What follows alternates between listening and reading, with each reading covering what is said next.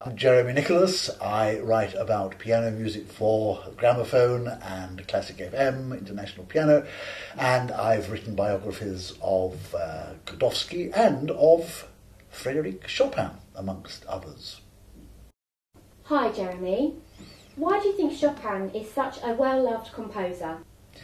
Chopin is one of those rare composers who seems to speak to people who, even if they don't know anything about classical music, they seem to respond to it. Even if you perhaps find Bach a little bit heavy, or Beethoven a bit bombastic, or, Prokofiev a bit too acerbic, Chopin somehow finds a common ground for everybody. He's everybody's friend, if you like, a kind of confidant. He doesn't threaten you. He tells you stories and sort of whispers in your ear, and you kind of understand what he's on about. You know, he's not a threat. But that's not to say that he's not unchallenging, or that he doesn't pose questions and make you feel sometimes uncomfortable, because he certainly does if he's played well. And what does Chopin mean to you personally? Well, I've played the piano since I was 4, and I've been listening to Chopin's music since I was that age, whether I knew it was by Chopin or not at that stage.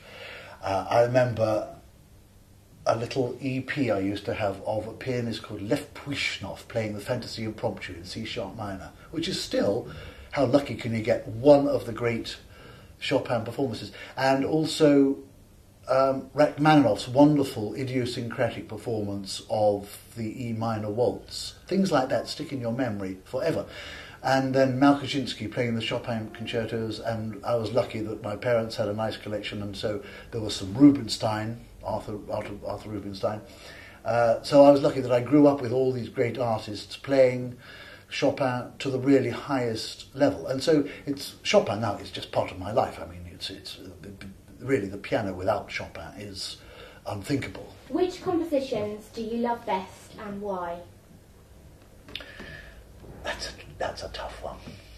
That's a tough one. I mean, it's easier to ask which I don't like. I have to say there are very few bits of Chopin which I don't really like. So if I had to pick a favourite, I would say I love the 2 concertos, the Andante Spianato and Grand Polonaise. I love those 2 orchestral piano works. The first ballade, because probably, again, a childhood memory of Horowitz playing that in his Carnegie Hall recital, and that seems to be a real masterpiece, an outstanding masterpiece among many.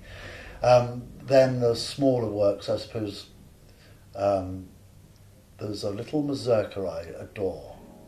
If you don't know it, you must look it up. It's Opus 17, number 4, A minor. Quite easy to play technically, but terribly difficult to bring off musically. That seems to me to be really such a little gem, which somehow just tugs at the heartstrings every time you play it, every time you hear it. It's so sad, and yet so, like with so much Chopin, it's melancholy, but there's this sort of optimism at the end of it, you know? Who are your favourite Chopin interpreters? I go for a lot of the old-timers. Alfred Cortot, in just about everything, and with the wrong notes, doesn't matter. Ignaz Friedman, in the mazurkas, which are stunning to me. Arthur Rubinstein, of course.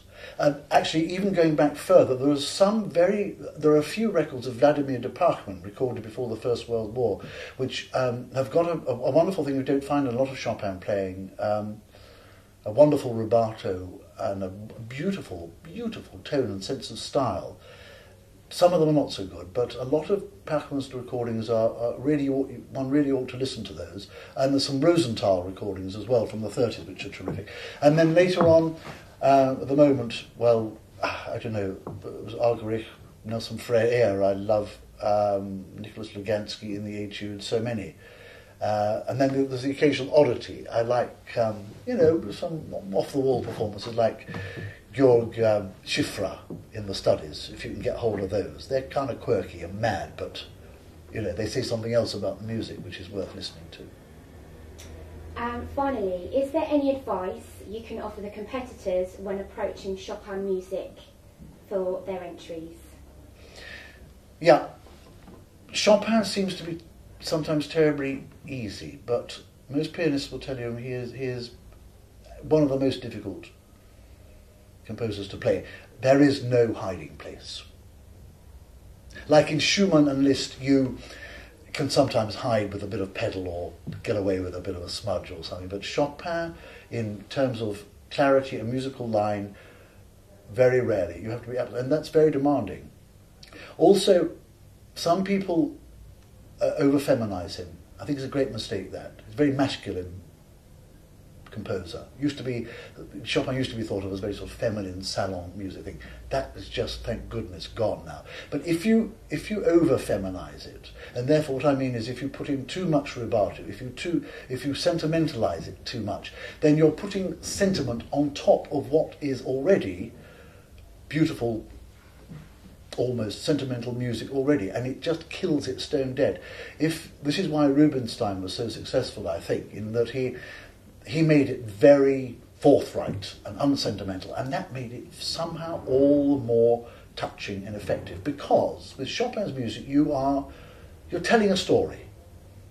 The great thing is about Chopin that he never tells you what that story is. You have to invent that for yourself. But he is telling you a story, and so you've got to keep this long cantabile line and keep the structure in mind. And therefore, if you, as I say, over-sentimentalize it with too much rubato, you lose the whole thing, and it falls to bits. You can hear quite a few pianists doing that. Hey, but look, good luck. It's fantastic that you're entering this competition. It's a fantastic idea, I think. One thing I would just say to you, don't choose anything which is beyond your technical capabilities. Take something which is you're comfortable with, but speaks to you personally. Don't strive for, one of the really terrifying things, because you may come a cropper.